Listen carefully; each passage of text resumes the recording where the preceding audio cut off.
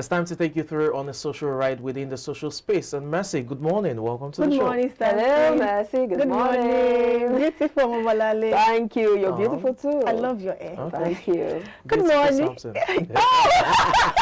I'm not handsome, beautiful. Good morning, and here are some of the stories trending.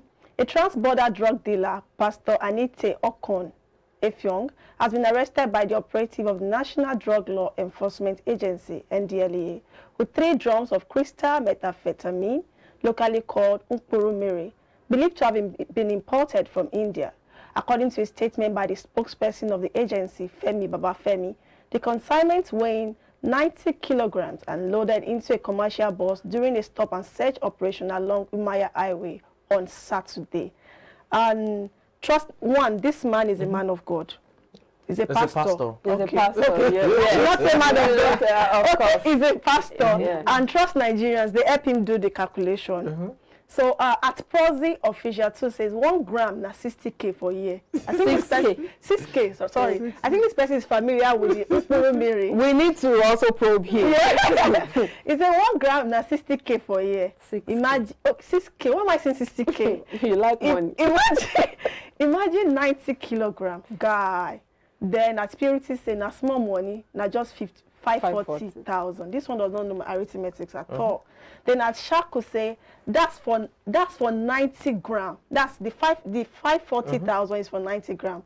Now multiply it by 1,000 to make it 90 gram. 90 kilograms. 90 kilogram. That's a whopping 540 million naira. Is a baller.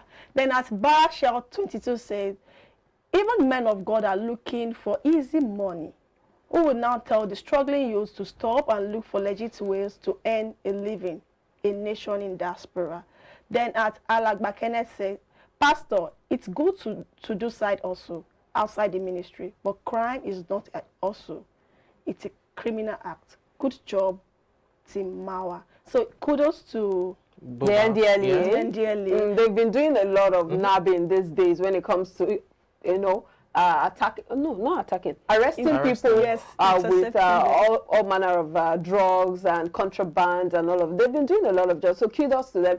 Meanwhile, yeah, we have a lot of people who go by the name pastor, but not everyone who is called a pastor is truly a man of God. So I think we need to clarify that when you go saying that he's a pastor, he was caught with, in crime and all of that, we need to clarify it. The fact that he is a pastor does not mean he's a man of God. And this is not the first time NDLEA will arrest a pastor. Let me correct myself, a pastor with drugs or all these illicit items. And again, what examples are these pastors? I don't want to say men of God. What examples are these pastors laying down for the youth? We have youth these days, majority of them are really, if they are not into Yahoo, they will be into drugs because of unemployment and some issues in the society. But when we find a pastor doing this, what example is he laying down for the kids? Again, the name has also been abused. Abused, exactly. So sometimes you just hear the name pastor, but really, when you see the behavioral act of the person, when you see how the conduct of the person, it's not really something you want to relate or you want to be identified with. You know, the funny thing is, even the so-called pastor or the pastoral ministry he has may just be a front, really. It may be a front for the criminal activity.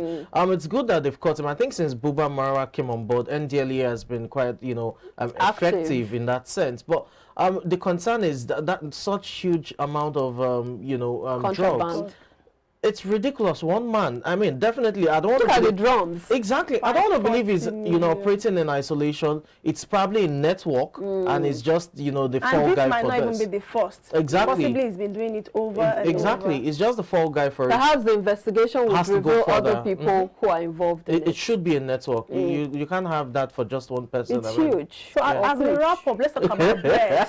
Something. As we wrap up, let's talk about bread. Bakers under the aegis of Premium Bread Makers Association of Nigeria have warned of yet another hike in the price of bread due to skyrocketing cost of baking materials.